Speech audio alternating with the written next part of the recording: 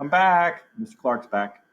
Time to take a look at 14.5 Democratic Reforms in Great Britain. Some of the key things we'll be taking a look at as we move forward into Great Britain. We'll look at how political reforms in Great Britain impacted suffrage, which is the right to vote, and the makeup of the British Parliament. We'll look at the impact of Queen Victoria, the values she represented during what became known as the Victorian era. We'll describe the efforts by British women to win the right to vote or suffrage. And then we'll finish up taking a look at the struggle for the rule in Ireland and the Great Potato Famine or Great Hunger in Ireland. Okay, the first section deals with the two nations that were developing not only in Great Britain, but in many countries which were industrializing during the 1800s. Is that the countries are being split between the haves and the have-not, the rich and the poor. Great Britain was divided, as we look at question 1, between the small elite wealthy class and the majority of British citizens who remained quite poor. 2, why would expanding democratic rights help to bridge Great Britain's two nations? Expanding democratic rights would give more people the right to vote and allow them to vote for a government that better represented their interests. They could vote for officials who would push for reforms. Populous new industrial cities would gain representation in Parliament.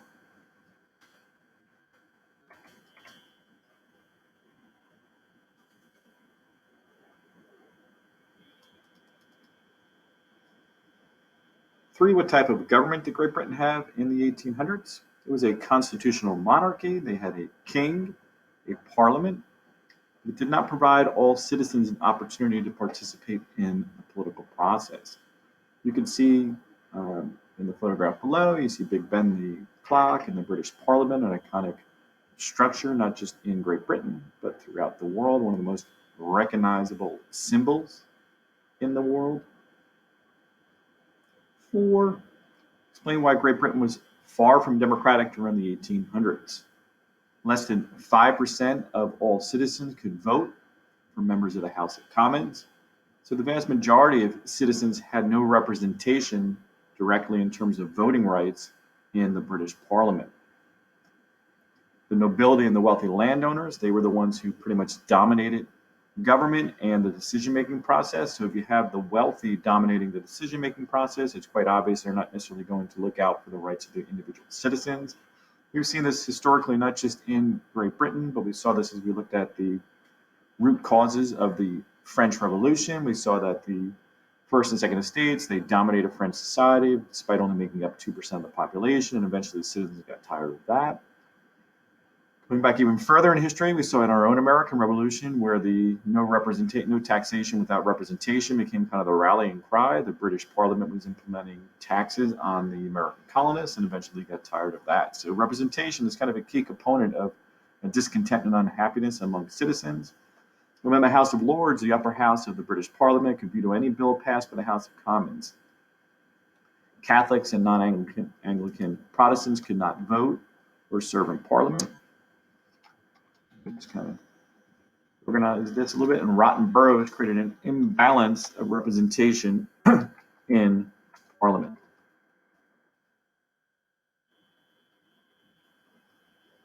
5, how did the Great Reform Act of 1832 change Parliament? It redistributed or reorganized seats in the House of Commons, giving representation to large towns and cities, and eliminating the rotten boroughs.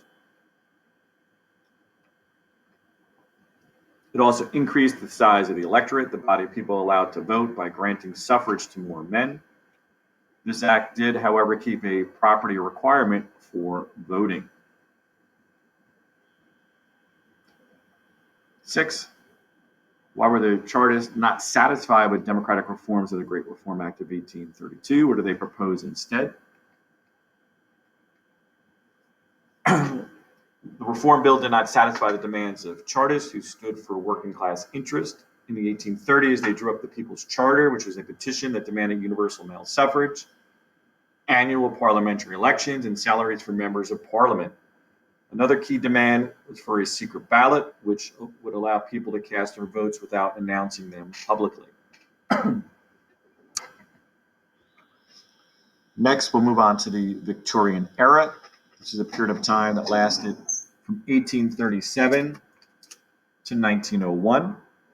You can see Queen Victoria pictured on the left side there, and then obviously the Victorian era with a drawing there, a caricature of the Queen, as well as some royalty to the far right.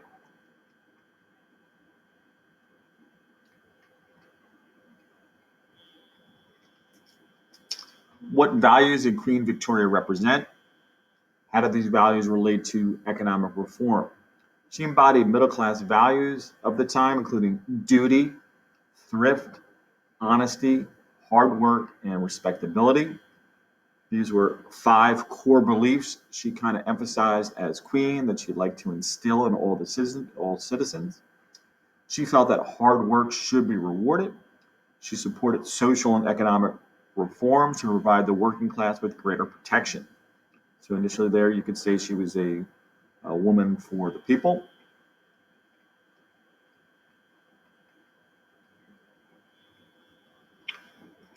How did the British Empire expand under Queen Victoria? Great Britain added several new colonies and millions of new subjects. Nearly 300 million people lived under British control. This included large colonies, including the entire continent of Australia and the country of India, with a very large population. 9. What are 2 major political parties in Great Britain? The Tories and the Whigs. The Tories are conservatives, land aristocrats, kind of similar to the American Republican Party. Whigs, these are the liberals. They favor religious toleration and Parliament over the Crown. 10. How did the Reform Bill of 1867 impact politics and government? The Reform Bill of 1867 gave the vote to many working class men, almost doubling the size of those who had the ability to vote. 11. Why did the House of Lords eventually become a largely ceremonial body with very little power within the British Parliament? In 1911, the Liberal government passed measures that restricted the power of the Lords, including their power to veto tax bills. The Lords resisted until the government threatened to create enough new Lords to approve the law. Eventually, the Lords backed down. In time, the House of Lords became a largely ceremonial body with not much power.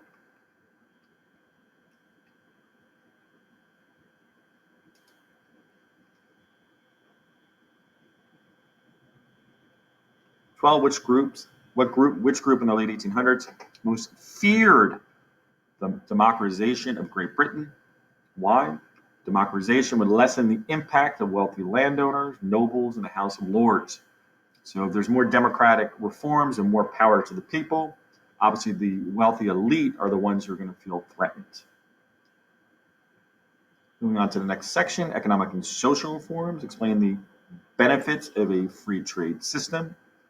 Free trade is trade between 2 or more nations without quotas, tariffs, or restrictions.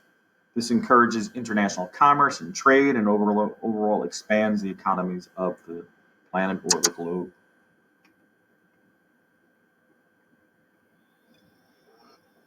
Which British social classes would most benefit from the elimination of tariffs? Why?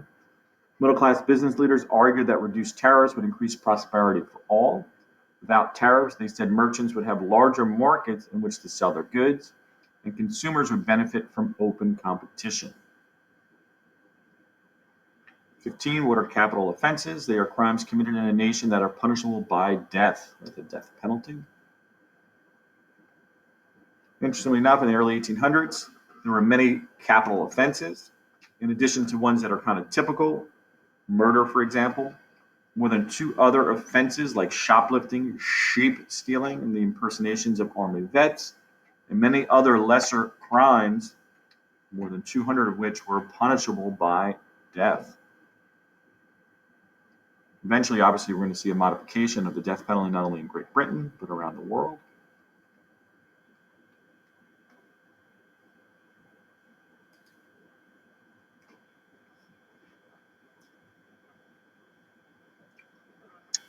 How did the British Parliament modify capital offence laws in 1850? They reduced the number of capital crimes to murder, piracy, treason, and arson. Now, in the United States today, treason and murder are still capital offenses. 18, what are death penalty laws in most European nations today? In most European countries today, capital executions for capital crimes, where the death penalty is illegal in most European countries. What the British did as well during the 1700s is they established several penal colonies. A penal colony is a settlement, an area of land or territory where the British would send petty criminals. Usually this would be an island or an entire country. For example, several penal colonies during this period of time in history on the side of Great Britain. This included Australia, the entire continent, New Zealand, Georgia, which is a North American colony prior to the American Revolutionary War. And then the French had a penal colony that we'll see come into play a little bit later on in our class discussions, which will be Devil's Island, is a French penal colony off the coast of South America.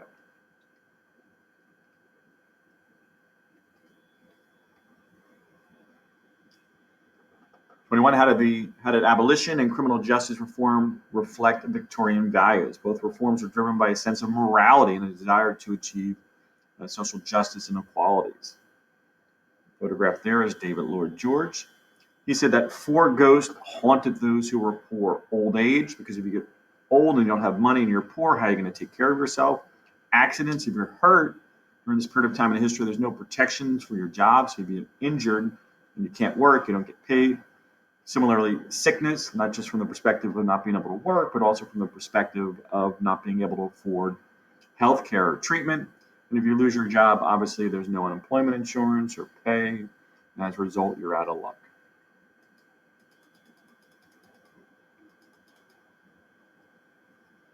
Number 3, why would the British government make trade unions legal but not allow strikes? The government most likely feared that strikes would hurt industries or the economy too much. Why do you think the middle class hailed reforms as proof democracy was working? New social welfare laws that protected workers showed that it was possible to change society without turning to Marxism or a violent kind of working class revolution. 25, list reforms that helped the British working class. A lot of them made trade unions legal, obviously new laws that regulated working conditions, all of which were beneficial to workers. Laws improved public health and housing for workers in cities.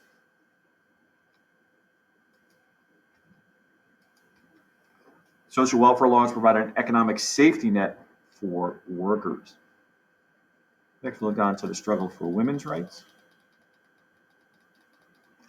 Now, naturally, if you think you have a queen as one of your leaders, you would think she would naturally support the rights of women. However, what did Queen Victoria say about the women's suffrage movement, or the movement to get women the right to vote? She called the women's suffrage struggle mad, wicked folly. She did not believe women had a legit complaint. So she was kind of like an old school traditionalist in terms of her philosophy. And as a result, she did not really push forward the rights of women. One of the groups that really got lost in the shuffle, as Queen Victoria was a champion of the common person, but did not specifically speak out in behalf of women. 27, what tactics did suffrage use to try and win the right to vote in Great Britain? Well, they did a wide variety of different things that we've seen throughout history to try and bring about many different types of change. Petitions, public demonstrations, speakers, marches, things like that. 28, why do you think women disagreed about how to best gain suffrage? Even women in favor of suffrage disagreed about how the best course of action would be to kind of achieve it. Some suffragists became convinced that even more aggressive tactics were necessary to bring victory.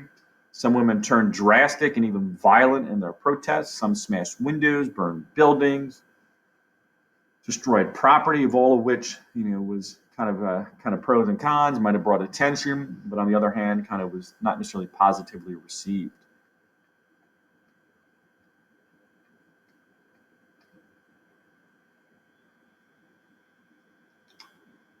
One of the more dramatic stories during this period of time is Lady Constance Lytton. What did she do in order to try and get the right to vote for women? She went on a hunger strike to force the British government to give women the right to vote.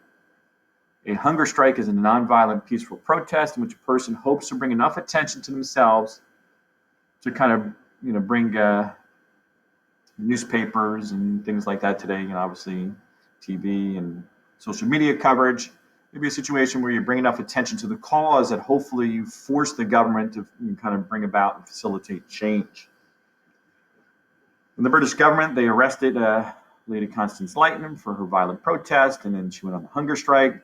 And then they force-fed her in prison. You see imagery there.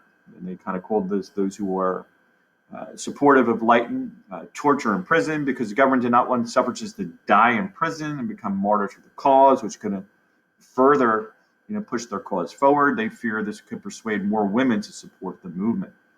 Kind of disturbing imagery there, seeing them force feeding, and also a female participating in the force feeding.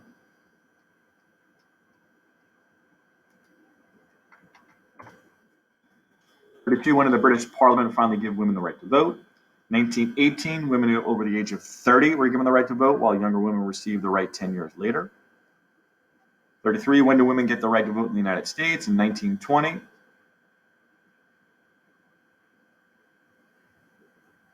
Actually, it was. So the United States gave women the right to vote. It was actually the 19th Amendment. Correct that there. The 19th Amendment in 1920 gave women the right to vote. The Irish question: when did the British first attempt to take control of the Irish land? So some of the disputes between Great Britain and Ireland date back to the 1100s, when they first conquered the Irish lands. They continued to extend the influence over Ireland into the 1600s as English and Scottish settlers colonized Ireland. Obviously, not very happy about it. To this day, most in Ireland refuse to accept British influence.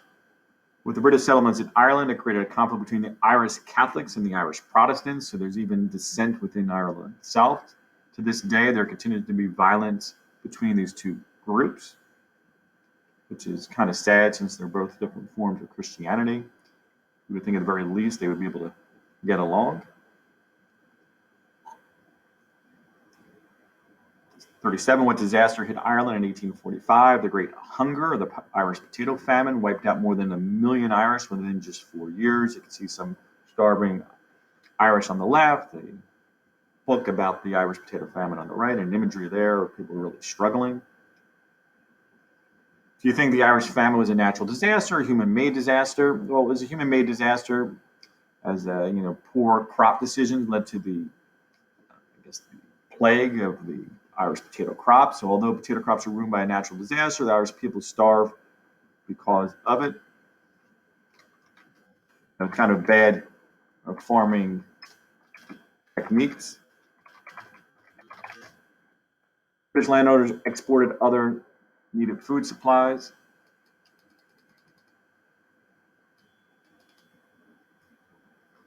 39, those that did not die during the Irish potato famine were very fortunate. Where did many move during this period of time? This is where we saw the influx of Irish immigrants coming into the United States.